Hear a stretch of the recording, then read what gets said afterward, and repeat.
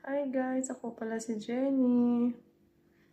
Nakatapos lang po ng tonsillectomy ko po dito sa Dubai, UAE.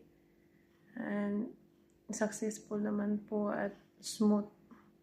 Pero masakit po yung lalamunan ko po. Sobrang sakit po. Sana ipag-pray niyo po ako sa aking past recovery. Di pa po ako makapagsalita ng maayos. Sobrang sakit po ng lalamunan ko. Talagang super sakit po. Hindi pala biro magpa-surgery ng tonsillectomy dito. At saka, ang laki po ng nagastos ko po dito. Hindi po ako na-cover ng insurance ko. Pero wala po ako magagawa kasi kailangan ko po ng surgery na to na para matanggal po. Sige po, bye-bye!